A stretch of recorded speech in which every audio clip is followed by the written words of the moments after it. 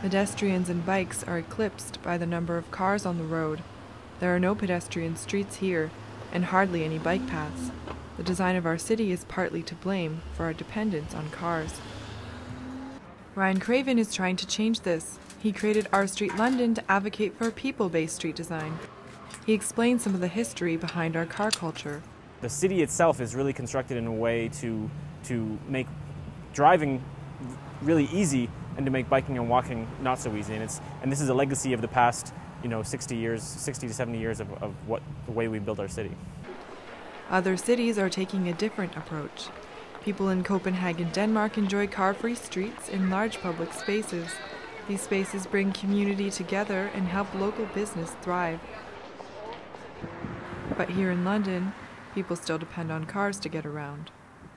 Most people choose to drive when they go to shop, and they shop largely in these big box stores out in the suburb, in the ring around the city, and this makes it quite difficult for the small locally owned shops. One of the shops feeling the pinch is Fademasi Shoes on Dundas Street. Upstairs, Rick Fademasi makes custom shoes for people with foot problems. If it wasn't for this part of the business, Rick says the shop would have long been dead. He just can't compete with the cheaper prices and free parking that box stores offer. Downstairs, the store is empty. Rick says people avoid shopping in the city center. We make it difficult to come here. We have to pay to park.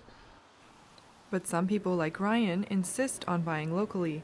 Ryan gets his groceries downtown at the Covent Garden Market. Rather than going out and supporting some big multinational corporation, not that there's anything wrong with that, I just prefer, that my money stays in my community.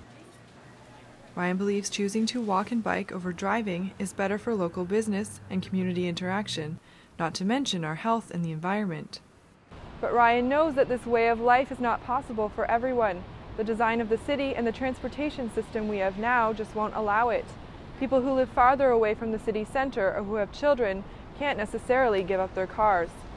David Redding is one of these people. With 2 autistic kids and a job as a wedding photographer, he needs his car to get around. Can't get rid of the car because it just takes forever to get anywhere. When you have kids, there's sometimes you can't wait for a taxi to take them to emerge. My wife doesn't drive, and she is basically anchored to the house because she can't jump in the car and run and get the kids if something happens. For people like David, choosing to walk or bike instead of drive is just not an option, and Ryan knows it. That's why he's creating practical changes like Car Free Festival, where the road is transformed into a fun public space. It's a unique opportunity to get a whole bunch of people to Dundas Street who don't typically come and to experience the businesses that are there. Through his organization R Street London, Ryan is pushing for small changes like more crosswalks and bike lanes. Clearly, things need to change, right? Clearly, we're in a state of, okay, we've tried this way for a while, let's try something different.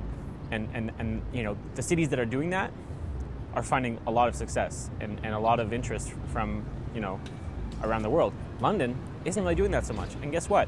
We have a stagnant economy. And guess what? People don't really like to come here for tourism. Guess what? People are leaving. Young, interesting, dynamic people are leaving. Maybe it's time for something different. Ryan's motivation has not gone unnoticed. The city fully supports R Street London and Car Free Festival. Ryan believes that making small, practical changes can help make the city a more pedestrian and bike-friendly place. For Western News, I'm Mila FINAL CUT QT.